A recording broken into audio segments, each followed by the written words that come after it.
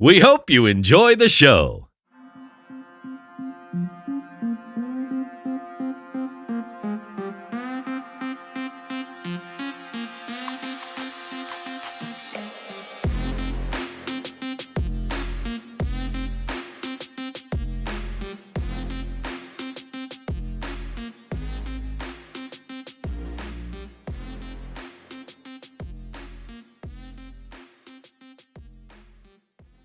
Welcome to DDT Divas, the podcast, Season 2, Episode 3.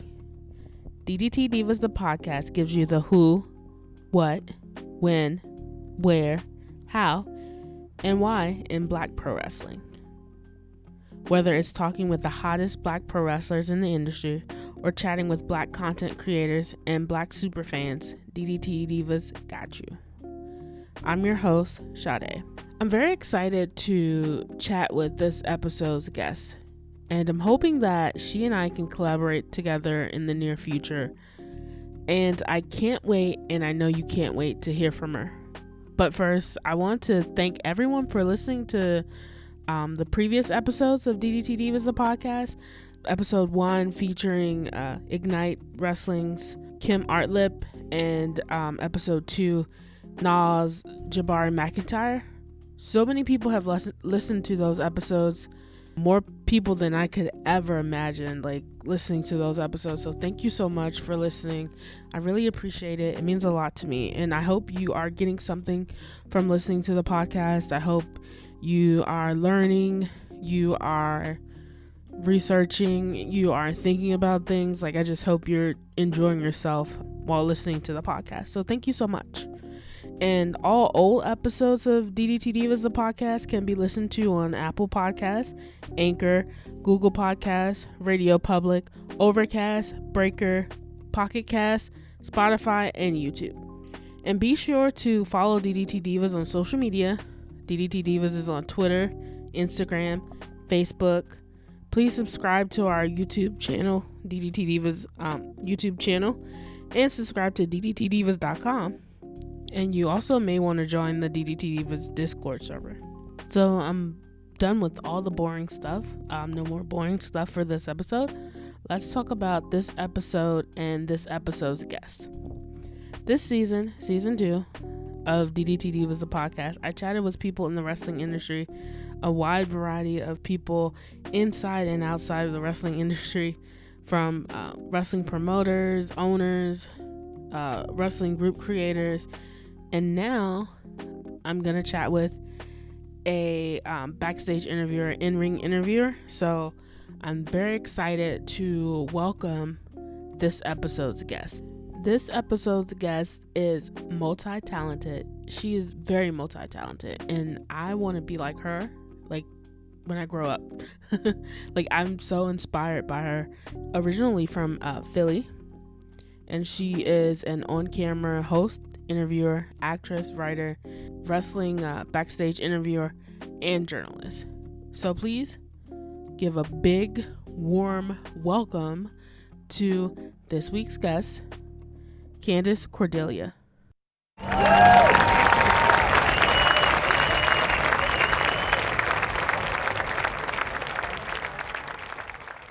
Welcome to DDT Divas, the podcast, Candace Cordelia. How are you? Hey, I'm good, Sade. How are you? I'm good. Just taking life one step at a time in this global pandemic. Yeah. It's a weird year, but you know what? We gotta adapt. We're doing what we can do. So it is what it is. That's my motto right now. It's almost like the year that never happened, because we really didn't get to do much this year because of quarantines and stay home orders and things like that.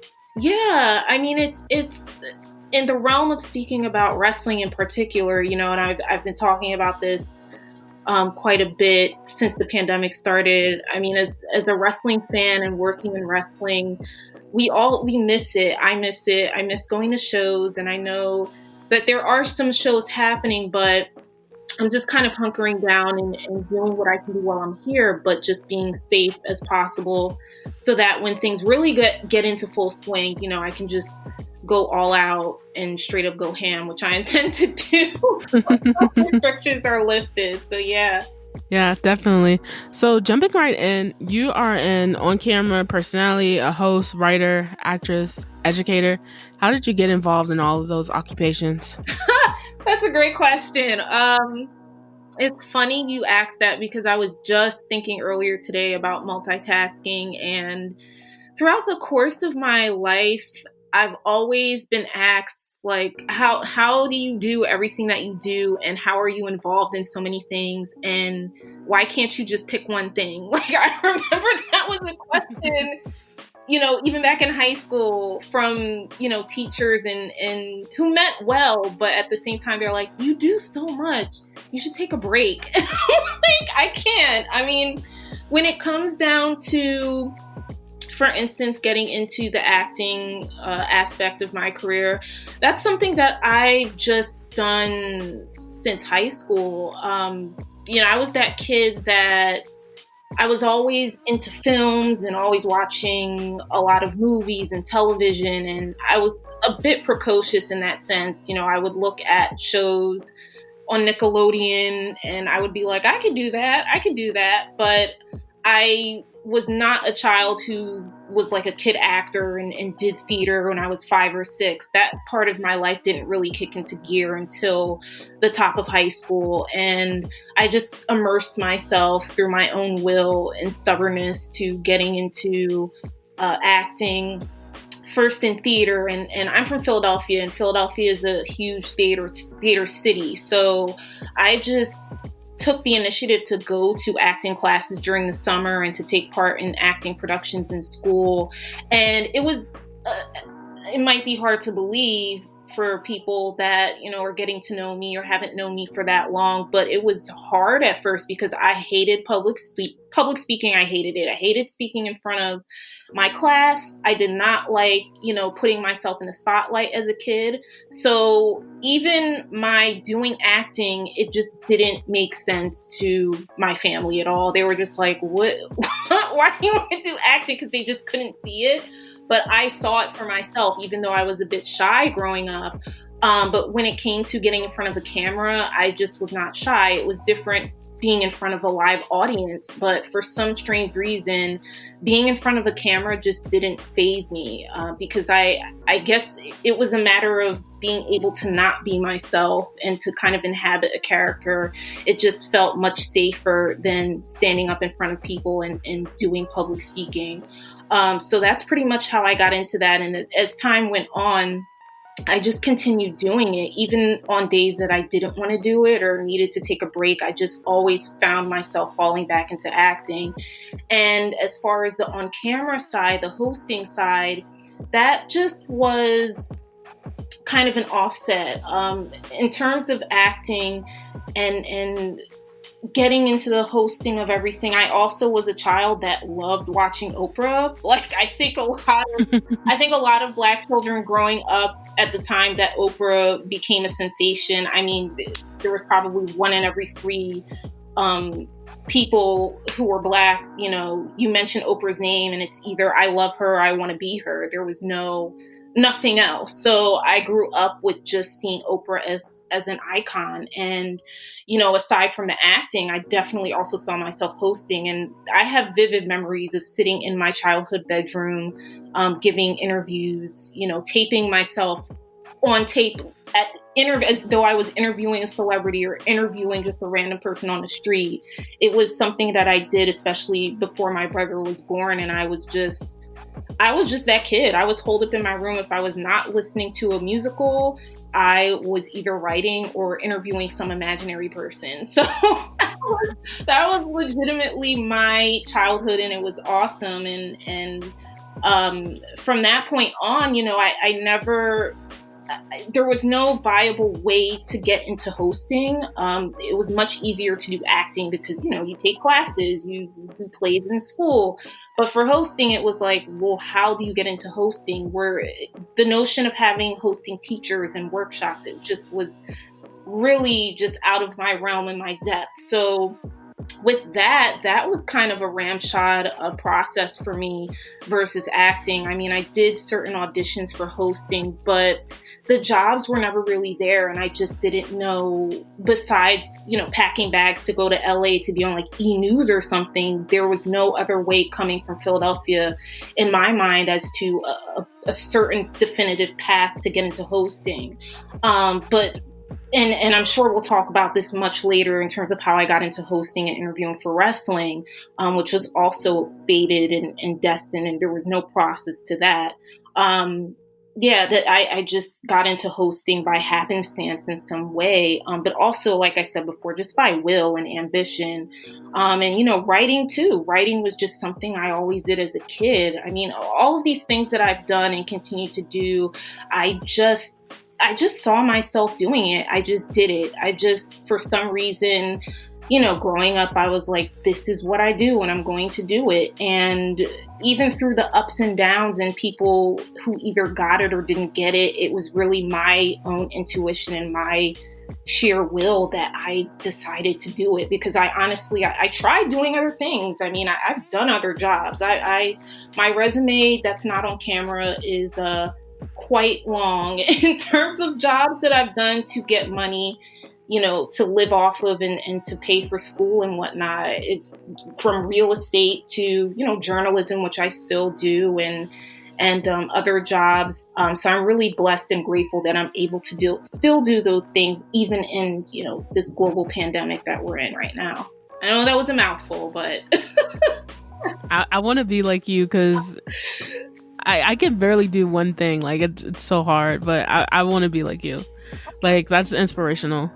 I'm glad that inspired. I mean, I tell people these things, and for me, I'm so happy to be able to inspire people, and still it doesn't register. I don't know how that sounds, but I sometimes just get shocked when people come up to me and they're like, as you said, they don't understand how I do everything I do. And they're like, I want to be you when I grow up. And to me, it's like, it's crazy. It's crazy, but I'm humbled by it. I'm humbled, and I'm willing to help other people too. If they have questions for me, I'm always willing to help people and answer, because it's not easy. It's a lot of work. I do a lot of things, but it's not easy at all. So I always see the Backstage and Inring interviewers as the unsung heroes of wrestling, because they help move the stories along. So, like, at what point in your life did you realize that was something that you wanted to do? Oh, Sade, thank you for calling us unsung heroes. Because I feel the exact same way. Honestly, when it comes to wrestling, I started, was it 2020? So I started in 2017, like the middle to late 2017. So not that long ago. And to be quite honest, I did not know it was a job. The only thing that I knew about backstage interviewing when it came to wrestling was growing up and seeing Mean Gene. And even then, wrestling was not a huge part of my life as a child. And I've said this in other interviews as well. I did not grow up watching a ton of wrestling. I just didn't. I was surrounded by family members who were way more into wrestling than I was, but I was aware of it. I knew Hulk Hogan, Stone Cold Steve Austin, and The Rock. I mean, those guys were so mainstream that it was hard not to know who they were. But I definitely remember seeing Mean Gene, in certain ways on television, whether it was in commercials or what have you. And I was like, oh, he's cool. Like, but his job it didn't seem like a real job at the time. And it wasn't until, I want to say 2015, when I started getting into wrestling because of a friend who was really into it. And I just, I was like, oh, maybe I want to, I was just curious as to why he was so into wrestling, because I'm not even going to lie, WWE, I was like, it still exists. I wasn't aware that it even was still on television. I'm not even going to lie. It wasn't in my lexicon. So I ended up starting to watch it, and I was so fascinated, because I'm thinking, I don't know who most of these people are. I know who John Cena is. I'm looking at Sasha Banks like, who is this woman? She's amazing. There were so many things happening. And then that was when for a pay-per-view event, I saw Renee Young. And I saw her interviewing, and I was thinking, wait, that's a job? They have interviewers? Because my whole thing was I only remembered Mean Gene. I mean, I didn't know there were female interviewers. I didn't know that job still existed. So to see Renee Young and to see her effervescence and her freshness and the way she approached, the interviews, I immediately, being me, I was like, I can do that. Like, being me, watching her, I was like, that is cool. I can totally do that. And next thing I know, and at the time I was living in New Jersey, but I was working in the New York City area. I found myself just, kind of doing research. At that time, I didn't even know anything about the independent wrestling scene. I had no clue. The only thing I knew was WWE. I didn't know how wrestlers went from, their hometowns to WWE. I was completely ignorant as to the inner workings, particularly of the independent scene. So I did my research and come to find out that, especially in New Jersey, there are so many promotions that it just, I was a bit overwhelmed. But I thought to myself, something tells me that I have this acting experience. I have this on-camera experience. There has to be some way to get from A to Z. And I'm thinking that there are some interview jobs within these wrestling promotions. And if there aren't, I'm going to make that a job. So I just ended up going on Twitter and Google, doing research, seeing what promotions were out there. And I honestly stumbled upon the first promotion I worked for, Capital Wrestling. I stumbled upon their Twitter account. And this was at the time when they were just getting started. I think they had only done maybe 2 shows. And I just hit them up. I straight up hit them up. I was like, here's my resume, my reel, my cover letter, my headshots. When I do something, I go all in. I'm just like, here are all my materials, and this is what I do, because I want to put my best foot forward. And that's just the acting training that's been beaten into me from an early age. So it's like, you can't half step it. You have to go all in. So I did that, and I didn't know what to expect. I was like, maybe I'll get a response, maybe not. If not, I'll keep pushing. And they responded really quickly, and they were interested, and they invited me to come to their next show, which was taking place at the time in, I believe it was Hoboken. It was either Hoboken or Jersey City. But I went to the show, and I did not know what to expect. This was my first wrestling show, mind you, and my first show that I worked at. And I was just like, I don't know what is happening, but I'm always putting myself in crazy situations like this. So I was like, I'm just going to go for it. And I went, and I was just kind of thrown into the deep end. We did interviews, and I was like, I don't know what's happening. I just went there. I was in the locker room, and I'm standing around, and I'm the only, I believe I was one of 2 females, or the only female doing interviews, but one of 2 females in the locker room.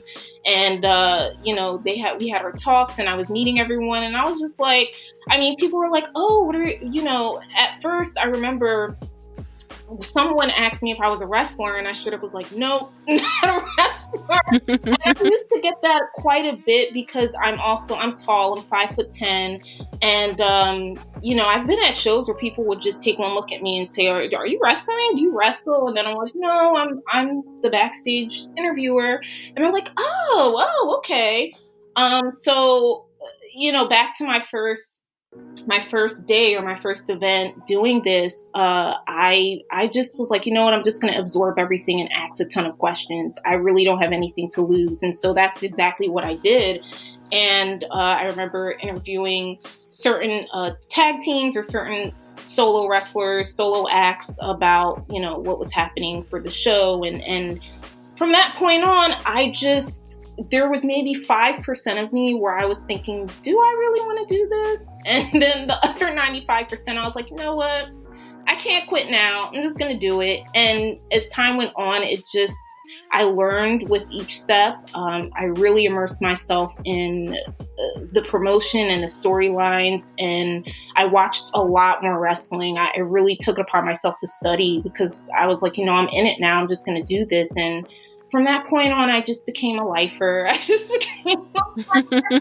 like, there's no turning back. And I just grew to love it. I absolutely loved it and continue to love it. And it was really trial by fire when I started. I didn't know what was happening. I just took it. I took whatever training I had through acting and on camera to kind of fuel me. And I just used that knowledge to really guide me. And then along the way, I learned. I learned about wrestling and learned about the lingo and learned about the men and women that I met who really are putting their lives on the line for entertainment. And we are, backstage interviewers are unsung heroes. From my time, just in the short 3 years that I've been doing this, I mean, I've met a few, and there have been times where I just was under the impression too that either we weren't really needed or there wasn't a place for us. And there are varying reasons for that. Everyone has their reason, but I've had conversations about this, and in my mind, to me, the backstage interviewer is such an integral part of the show. I understand that there are promotions that don't take their shows in a way which would lend to having a backstage interviewer, and that makes sense. That makes complete sense. But for shows that have a certain cinematic appeal to it, in particular, I personally think it behooves that promotion to have an interviewer to really get the talent over. There are some talent that don't have managers, and there are some talent that, the interviewer can really get them over if they allow for it to happen. But everyone's different and everyone has their reasons. But I think we're so important. We're so important in the grand scheme of things. We may not be as important as the wrestlers themselves who are doing the actual sport, but just like any other sport that you see on, ESPN or Fox Sports, where you have those anchors and those people doing, the sit down interviews and telling the stories of the athletes. I think that in wrestling, it's much more of a value than maybe a lot of people understand or know, to have an interviewer really sit down and do those one-on-ones or do the interviews with the wrestlers in character and doing the promos. And that's just my view on it. So yeah, unsung heroes, absolutely right. Yes, the in-ring and backstage interviewers really do help move stories along. I can just think of, especially I'm thinking 80s, 90s with different promos with wrestlers, and there's a backstage interviewer, or when someone's a wrestler's having a interview with an interviewer and another wrestler attacks that person. Yeah. I'm just those are some of the things that I remember about wrestling. So I just think you guys are most people don't talk about the interviewers, but you guys help move the story along. Yeah. Thank you. And I agree. And it didn't even click to me until I really immersed myself in the industry and started working more, that I saw just how much we could actually help move the storylines further. And Inring, thank you for mentioning Inring too, because I've done a few Inring interviews and some promos, and that's a whole other thing in and of itself versus backstage. But even doing the Inring, that really gets the audience going. And when they see someone like myself or another interviewer come in the ring, people automatically are interested. They're just like, oh, what's happening? I mean, I've seen it up front and personal. Folks are they're wondering, where's the story going? Where's the show going? What's happening? Because they can anticipate that something crazy is about to go down in the ring if I'm stepping in to interview someone or say something. So those moments, especially, live, are just so exciting and invigorating, and it helps. It really helps the production flow really nicely. So what companies did you work for? Yeah, I mean, I started, as I stated, with Capital, and then I ended up working for a bunch of others, such as Battle Club Pro, and I worked with Evolve before they kind of dissolved and what had happened this year amid the pandemic with them. And, I've also worked with Keystone Championship Wrestling in Pennsylvania, not too far from where I'm residing right now, which was awesome. I didn't have to commute, but maybe 5 minutes to go there. It was great. And yeah, I'm trying to think. Sometimes it's a blur. Oh yes, how could I forget GoPro? I that was one of the recent ones. I did that, I believe, last year. GoPro Wrestling in Jersey. That was an awesome show. I loved that. I want to shout them out because they were just so professional, and it was a joy working for them, to be quite honest. Yeah, those are just some places that I've worked at, and Capital I've worked the most shows for, and the others were kind of like one-offs. Evolve, I did more than one for sure, and that was in New York when they would come over and do their New York shows. But yeah, those are just some of the places. So now I want to talk a little bit about being a Black journalist in wrestling. Mm-hmm. So I know you did the Wrestle Rims Black journalist on Black wrestlers. What was that like?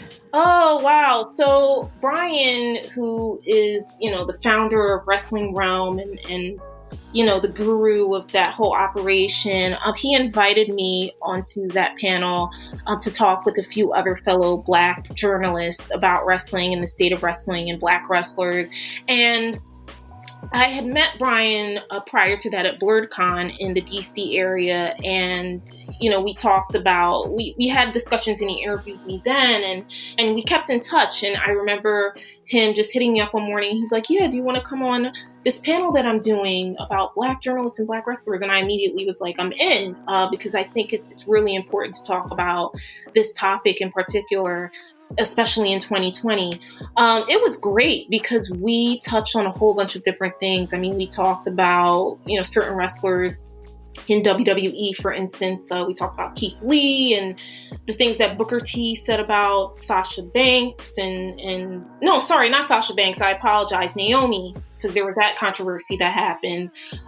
We talked about what he said about Naomi and the things that she's doing in WWE. And we also talked about his thoughts on Big E.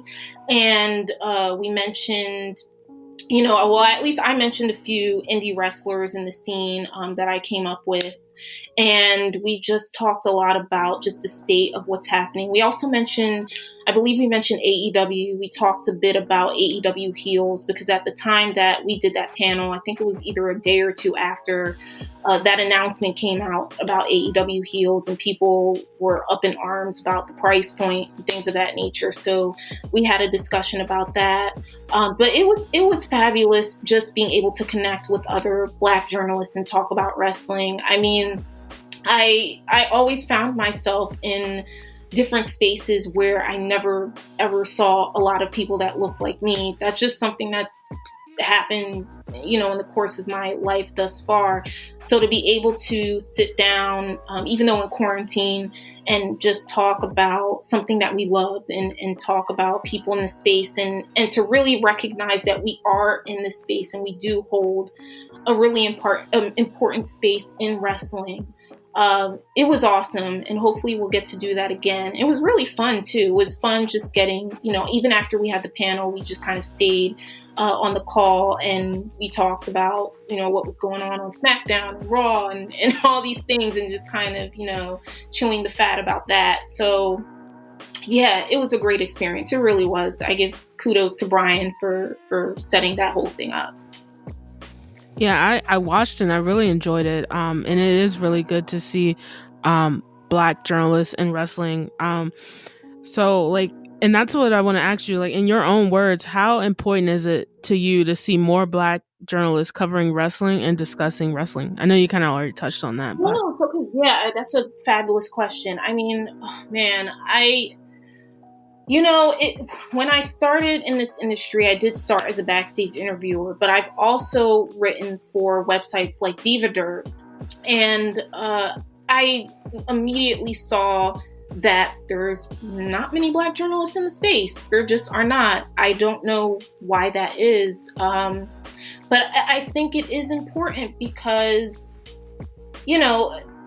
obviously there are Black wrestlers out here. There are a lot of us. And in recent times, there have been discussions about, how Black wrestlers are portrayed and the opportunities that Black wrestlers are not getting in the industry. And it's really important for us to be able to not just even report about Black wrestlers because we're Black, but to report about wrestling as a whole.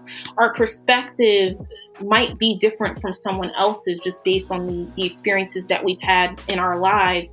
And I know as for me, I'm able to, look at a wrestling website and synthesize it and just say, okay, I get this story. I get this story is entertaining, so forth and so on. And it's really nice and gratifying to be able to say, I'm Black, I'm female, and I write about wrestling.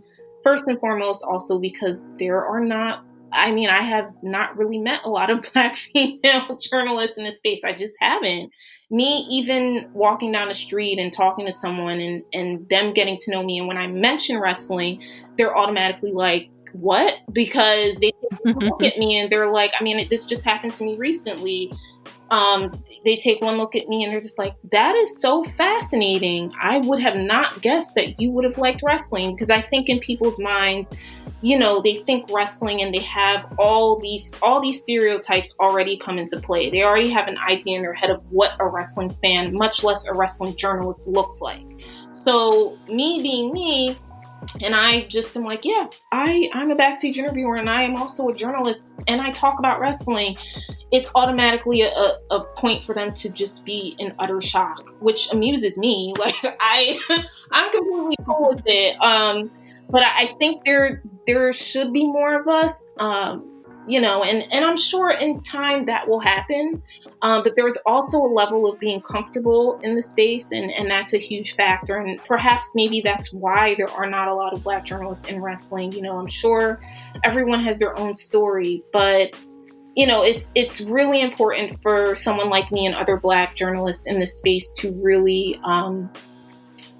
just shine and to just show our talents and to be an inspiration to other people. I'm sure that, my writing and my articles, I would hope are inspiring someone to say, I could do this. I could talk about wrestling and not be ashamed of it. And even now in 2020, I've had those conversations with people who are like, I've loved wrestling my whole life, but sometimes I don't even tell people that I watch wrestling because of the backlash that I'll get. And that's, there was a time when I was a little bit wary of telling people about that too, because I've seen it right in my face. I've seen people say, I like wrestling, and automatically the person on the receiving end laughs, and the next thing is, oh, wrestling, you still look at that? I haven't watched wrestling since, I was 10 years old. And then it's just like, okay, well, that's nice, but what am I supposed to think? Like that's a childish endeavor that I'm doing? Like I shouldn't watch wrestling or much less write about it because it's something for kids. And I think that's a real thing. And I think that there's some sort of shame that happens, and it shouldn't, because wrestling at the end of the day is an art and a sport. And that's something that I've come to find while working in this business. Yes, it's choreographed to a certain degree, but it's still a sport. And to be able to show people through my writing and through my passion for wrestling that, yes, I am writing about this because it holds a valid space in this universe. Wrestling exists. It is here. I'm going to actually show you why it's important. I think that's valuable. I think that's something that, I take pride in that as a journalist. Because like with any other subject that I've written about, there's a reason why I'm writing about it. I'm passionate about it, and I think that it's important for people to know about. So that's why I do it with wrestling too. And as a Black female journalist, just the way I look and being in this space is, that's powerful. It's powerful in and of itself. I could just sit here and say I like wrestling, and that's powerful without writing, without, interviewing people. Just saying that with confidence, that holds some weight. So, I'm very grateful to be able to say that I can write articles and interview people in wrestling and do that. do that in a pandemic. Like, just do that while we're just, watching things happen. It's important. It's important. And if there are any Black and brown people listening to this that are hesitant or curious or interested in wrestling and working in the industry, I say go for it. Go for it. There's you only have one life to live, and life is short. And if there's anything we've learned from this year alone, it's to just go for it. Go for your dreams. Take a chance and take a risk. What is the absolute worst that can happen? You suck at it? Okay, you took a chance. And especially being Black and brown and holding that space where we are right now, I say just do it. Just do it. It's more powerful than you can realize, and there should be no shame in it. So just go for it. Definitely. I know for me, I have a background in magazine journalism, mm-hmm. and I was kind of always inspired by like wrestling magazines, and both like also by like Ebony and Jet and Essence. So those were my like two biggest inspirations, like to want to study magazine journalism. Mm-hmm. So I do like see like I think it's very important. And I do think sometimes we are afraid to be stereotyped as being a wrestling fan, because people do have this preconceived notion of what a wrestling fan looks like or sounds like, or there are stereotypes. And I thought it was really funny that I think it was like Sunday I saw a video on Twitter, and it was talking about Luther Vandross being a wrestling fan. So I was like, wow, that's really cool. Well, is that true? Yeah, it was like a clip of a lot of celebrities talking about how he enjoyed wrestling. Oh my gosh. If I could find it, I'll send it to you, because I saw it on Twitter. But yeah, he was a wrestling fan. Like, that is what I love it. I love it. And I think that you're absolutely right. I feel the more that we just own up to our different passions and tastes, the more people will be comfortable in saying, I like that too, or I do this too. I mean, I did not know that. That makes him just even more top tier in my mind. That's just, I love it. I love it. Yeah, if I could find it, I'll send it to you. And for anyone listening to this podcast, I should probably pin it to like my Twitter, because I saw it on Twitter, so you guys can like see it. But yeah, he was a wrestling fan. Nice. Knew we loved Luther. Like, now, it all comes full circle. And it's funny you even say that too, because I've come to, ever since I started telling people, especially in my family, that this is something that I do, all of a sudden I'm getting these stories of, other family members who have already passed, and they're like, oh yeah, so-and-so was a wrestling fan too. They used to go to shows all the time. And I'm like, what? I never knew that. I never knew that about my uncle. I never knew that about my aunt. Why didn't you tell me this before? Like, it's always some like secret like thing that I've come to find when it comes to wrestling. You mention it to someone, and all of a sudden they're like, oh yeah, I used to love this. I used to watch this. It happens to me more than you know. And it's really funny. But no one ever comes right out and says, oh yeah, I do this, and this. And by the way, I was watching, AEW Dynamite, or I was watching Raw the other day. Like, no one says that in conversation just off the rip. So I just find it really funny. Yeah, it is interesting. It's very interesting. And I didn't really start connecting with like a bunch of wrestling fans until like college. I was kind of just like, I had friends and they knew I watched wrestling, but like they didn't really watch. So I was kind of like, I never really discussed wrestling growing up until like college. And then I decided like, I'm going to like join some groups. I'm going to talk to people. And then after college, I was like, I'm going to, I wanted to do something besides like working a 9-to-5. I wanted to do something, that kind of relates back to my journalism roots. And, it's just so interesting and fun to talk to another Black woman about wrestling. It's always cool. Likewise, I really enjoy it. So, you had mentioned before when I had spoke with you that you were working on a podcast. I don't know if you want to talk a little bit about your upcoming podcast. Yeah. So it's something that I started doing when the pandemic had just started around, I believe it was April that I started this venture. And funny you also mentioned that, because I'm a little bit behind. I have some news that I have to report on it. Other things have just come up, and I have not released an episode, embarrassingly, in a little while. So I'm going to get back on that. But I came up with the idea of talking about wrestling and entertainment, because my background in journalism before wrestling was actually entertainment. And it still is to a certain degree. I've worked for publications and websites like New York Daily News and ABC Radio. And at ABC Radio especially, that was my vertical. That was my whole niche. I was knee deep in entertainment and music journalism. So entertainment has always been a huge part of my career. And I'm always on the websites, and I'm always reading up on things happening in wrestling. And I just thought, well, no one's really talking about wrestling mixed in with entertainment. We know the phrase entertainment sports, that's an actual thing. So I'm thinking, well, I can really fill that space and talk about what certain wrestlers are doing in movies or television or music or any other ventures that they have outside of wrestling, because especially with social media now and YouTube and Twitch, we're seeing more and more wrestlers really doing their different things outside of wrestling when it comes to, creating their own fashion lines or appearing in movies. And besides The Rock and John Cena and even the Bella Twins, there are more wrestlers who are taking up these different ventures. And I think that's important to take note of, because they are talented human beings. They don't just wrestle, they do all these other things. So with each episode, I make a point of it to, I call them bite-sized. I don't want to go on these rambles and talk here and there about what's happening on these different, wrestling shows and whatnot.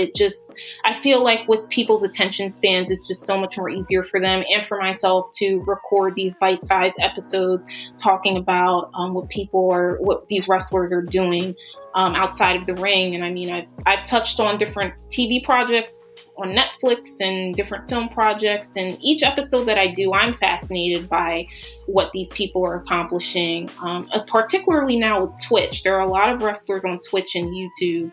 And as you know, with the controversy recently with this whole third party ban with the WWE, I think that's going to be really interesting how they're going to navigate this. But I don't think it will deter them from venturing into all these different avenues that they're doing. And for me, it's exciting to see, like, if I'm watching TV and I'm, seeing a wrestler. I remember seeing Dolph Ziggler on he did I love The Challenge, this MTV competition show. It's one of my favorite shows. And he was doing I believe he did an after show or reunion show. And I was like, dude, I love this. It was like him and The Miz is also encompassed in that, because, people that really, really know the history of The Miz, like he was on a season of The Real World. And I particularly remember his run on The Real World because he stated that he was going to be a wrestler. And I remember his castmates laughing at him. So every time I see The Miz, I just have this, I don't know him, but I really feel like my heart just gets so warm, because I'm like, you realized your dream. You were telling people that you were going to be a professional wrestler with the WWE, and people laughed in your face, and now you're actually living your dream. It's stories like that just really get me. So to see these guys and girls, they're doing their thing on these other shows and putting out these fashion lines and showing up in New York Fashion Week and doing these things. I love seeing that. And I'm like, you know what? I'm going to report on it. So that's pretty much what I do on these episodes. And as time goes on, I'm really going to start ramping that up. But I just it's been on a little hiatus because, ironically, life has just gotten really busy for me, even though I'm at home working. It's just been a crazy whirlwind, for the past few months. So, yeah.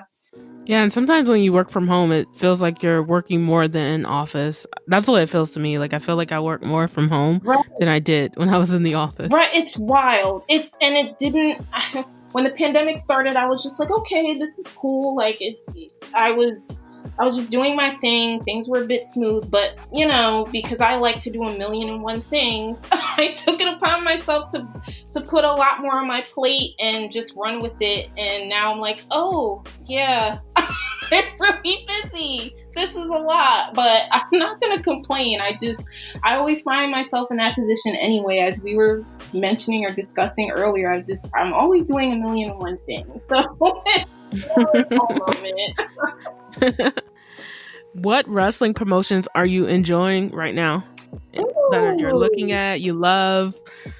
I mean, on the indie front, it's, there aren't a lot of shows going on, but I try to see what people are up to via Twitter and Instagram, and Uncanny Promotions is one. I will shout them out always. I did a recent interview with Darnell Mitchell, who does the booking and he does producing and social media for them. And I'm really excited. They're doing great things even in this pandemic.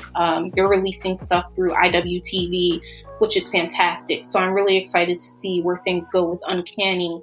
I'm always checking up on like Game Changer Wrestling, GCW, trying to think who else. Mission Pro Wrestling as well. I will give them a shout out. Thunder Rosa's female promotion. I'm curious really to see where things go with them. And I'm really excited that they're, she's really bringing this endeavor on and bringing people onto the team and wants to see women's wrestling grow even more. So that's an indie promotion. I'm really excited to see what happens with them. And on the pro side, I'm really only watching AEW. Sometimes I will watch a Raw. I don't really watch SmackDown that much anymore. It's on Fridays and it gets a little hard. And, sometimes I'll sit and I'll be at home and watch it. And other times I just, there's so much happening on Fridays. But Raw, I watch on and off. NXT, I hate to say it, I've fallen off with NXT. I literally had this discussion with a friend earlier today too. NXT, before they got to USA, I was so gung-ho about NXT. I've been to shows and I was just really all about NXT. And as soon as they moved to USA, I don't know what happened. I tried catching some episodes and then I just fell off. I really did. Honestly, though, I've only been watching AEW. I haven't even been watching Impact as much as I used to. It's really only been AEW and even AEW Dark. I'm not the type to really watch a lot of promotions that do like full-on shows on YouTube, especially live. But I've been watching and catching up with what they're doing on Dark, and I'm really enjoying the journey and the progression. I'm truly... with AEW, it's just, there are people on that show that I came up with that I've interviewed when I first started in wrestling. So it's even more special for me watching that promotion now because I'm looking at friends and I'm looking at folks that I've interviewed and I'm just like, it's just amazing for me to watch them progress and grow and to do what they're doing in this really tough time. I know, especially for wrestlers now, it's just the pandemic has really upended their livelihoods and not just in wrestling, but also their day jobs. It's been hard. So to see people, taking, however they're getting to Florida and going on the show and performing under these circumstances, it's inspirational to me. It really is. But that AEW is really the only thing I'm watching. I'm going to try to watch more. I do want to try to watch more Impact. I do really like their women's division, so I'm going to try to watch more of Impact. But with WWE, it's like up in the air. It's like some days I'll watch, some days I don't. But I end up catching clips anyway on YouTube or kind of reading up about it. So that's how I've been keeping up with WWE as far as that goes. But yeah. Good. I love your indie choices. Definitely, I've been getting more and more into indie wrestling. So I used to be kind of into the indie scene when I went to Kent State University, so I was in Ohio. So I was kind of like into the indie scene when I was in college in Ohio, but then when I moved back to DC, I kind of like didn't. But now I'm getting more into the indie scene, and then also like now you can watch it online, like shows online and stuff. So yeah, great indie choices, and yeah, AEW. I'm interested to see how AEW grows.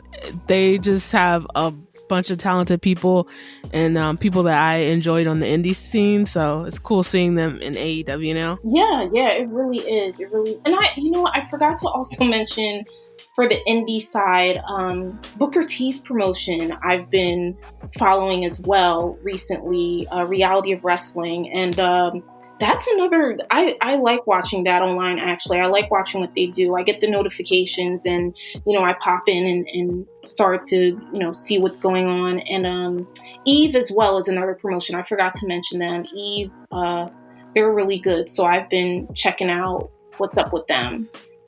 So I thought to just give a shout out for those two as well. So this question I always ask everyone who comes on the podcast, besides like when you're not working, you're not watching wrestling, what's something that you love to do? Do you have any hobbies that you're crazy about? Oh yeah. So like a lot of people now being in quarantine, I love to cook. So when there is a chance to, I will cook. I was doing that before quarantine, but now it's become something like art meets survival skill because I'm not, since, I want to say since February, I really have not gone out to a restaurant. I have not ordered takeout since then. I've just been, eating home cooked meals and baking too. I actually haven't done as much baking as I used to pre-pandemic, which I find kind of odd. I was thinking about that the other day too. Like, I was looking at people doing all this, banana bread stuff, and I was like, I haven't even baked banana bread since this whole quarantine. And before that, that's all I was baking was banana bread. And now it's like, oh, okay, I think I banana breaded myself out. But yeah, cooking and reading, absolutely. Journaling. Journaling is something that I used to journal a lot when I was younger. And then that's something that I just fell off from, unfortunately, and now I'm doing that a whole lot more.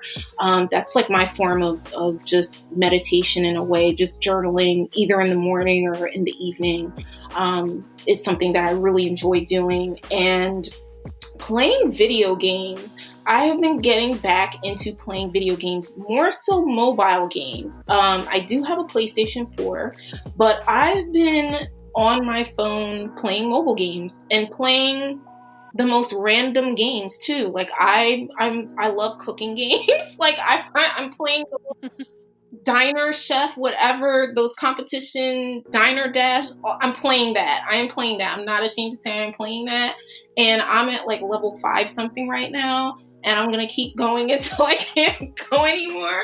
And I've been playing a lot of story games too. There are these really interesting choose your own adventure type mobile games. I had heard of them in years past, but like these games like Choices and there's another one, it's escaping my mind right now, but I found myself playing them and I'm fascinated at how A, these stories are being written, and B, the choices that you can actually choose, because there are some that are really raunchy. I'm like, these storylines are really fascinating. I just would love to know how these writers, like, what is the process for writing these mobile games? Because I find myself getting really caught up in them. So I've been doing that as well. Been taking walks as well, and exercise. I haven't been to the gym since probably March, because my gym was closed. I still don't even think it's open right now, but it's been all good. I've been working out at home and I'm actually getting more progress working out at home and cooking home cooked meals than the schedule that I had before, like racing to the gym and coming back and feeling stressed out because I had to, cook dinner, coming back. Everything is just a bit more like, okay, I'm planning out my meal. I'm going upstairs. I'm going to work out. I'm going to do this YouTube video. It's going to be great. And I find myself much more disciplined doing that than, the schedule I had before, which is really hilarious to me. But those are the things that I've been doing. But even before pre-pandemic, I'm a huge travel nut. I love to travel. I can't wait to get back to traveling. I mean, this time last year, I was planning a trip to Salem, Massachusetts with one of my best friends. And I really wish I could go again this year because that was amazing. We went around Halloween time and it was the first time I've been to Salem. And it was just, I loved it so much. And I'm really upset that we can't go. I mean, maybe we could, but I'm not really chancing it. And Halloween's going to be on a Saturday too this year. And I'm like, oh, we're going to miss it. That's unfortunate. That would have been crazy. But once, things get a little bit more solid, I cannot wait to travel. I'm really planning and hoping to go to Tokyo. That is the number one place I want to go to. And it has to happen. Like, there's just no ifs, ands, and buts. That trip is happening. I really want to go there and go to Australia and just do a lot more traveling in the States too. There's so many other states I haven't been to yet that I really just want to take a road trip to and travel. So that's high on my list, like traveling for sure. So when you go to Japan, are you going to check out the Japanese wrestling scene? Yes, that is. And you know what? Before that was not, before I got into the industry, that wouldn't have been on my list. I wouldn't have thought to myself, oh, I'm going to check out NJPW. Now that is absolutely happening. I also want to see sumo wrestling too. I really want to see what that is all about. And I knew about sumo wrestling, many years back, but I just find I'm going to immerse myself in the whole scene. I mean, I have friends who are wrestlers who have trained in Japan, and the stories that they've told me are just so mind blowing. Wrestling in Japan is on a different level. They just put it in a different regard than we do here in the States. So I'm really excited to be able to go see an NJPW show and see a sumo show. And I just want to do everything. Like, I just want to go check out manga. I want to go karaoke. I want to check out the fashion districts. I want to go eat all the food. I just want to spend like a whole month. I feel like you need a whole entire month to just go and just while out and see and do everything. That's just my absolute plan. I'm ready for it. That's so cool. I hope you enjoy your travels. Thank you. So I want to thank you so much for spending time with me and chatting about wrestling and being an in-ring interviewer. And before you go, if you could tell all the DDT Divas, the podcast listeners, where they can find you on social media. Absolutely. And thank you so much, Sade. This was a pleasure. Thank you so very much for having me on this show. And I love what you guys are doing at DDT Divas. And I want you guys to keep it up because we need you. And you are doing amazing, wonderful work. And you should be very proud of yourselves. You can find me on social media, first on Twitter at Candace Cordelia. Candace is spelled Candace, like the Phineas and Ferb character. Cordelia is Cordelia. That's Candace Cordelia. On Instagram, I am that girl, Candace 16 as the numbers. So you can find me on Instagram. I do have a Facebook. I don't use it as much as I used to. I post a lot of work-related stuff, but you can add me on there. That's cool. It should come up as Candace Smith. Candace Cordelia is my stage name. Candace Smith is my legal name, but Cordelia is actually my real middle name. So that's my real middle name. So you can find me on there under Facebook, and you can also find me on my YouTube channel. It should be under Candace Cordelia. It definitely should be under there under YouTube. Please subscribe. I would love to have more subscribers. I'm going to start adding a lot more content. I have a lot of interviews that I've just finished that I'm going to start popping up on there.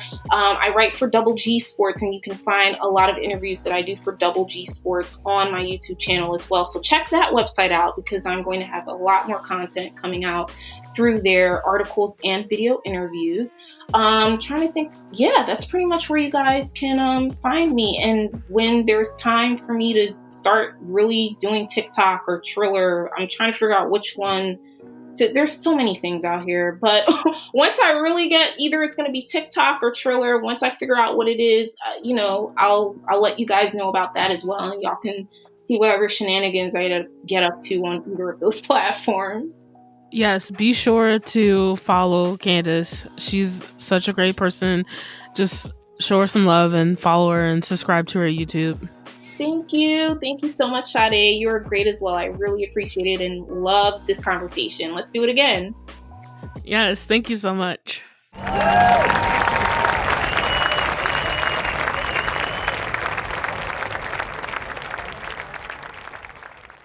Thank you, Candace, for chatting with me on DDT Divas, the podcast. I really appreciate it.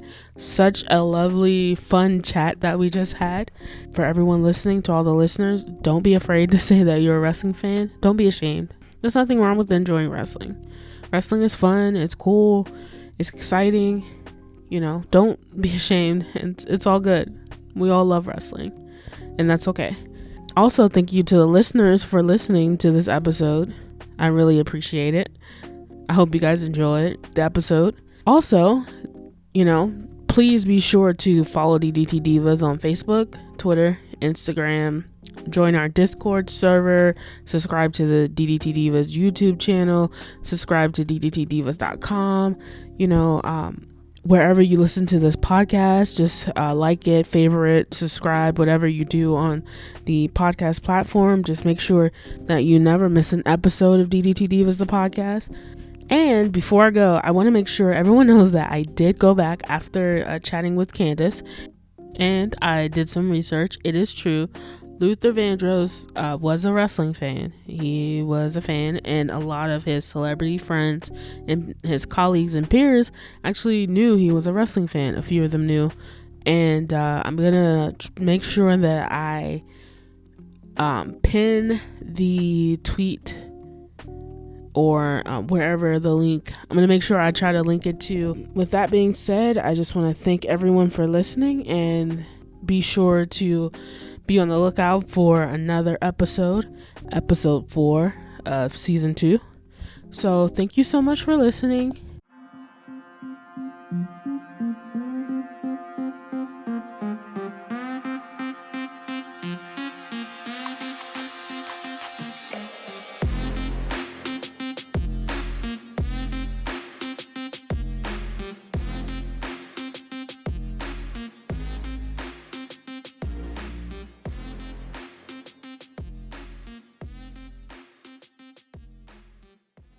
We hope you have enjoyed the show.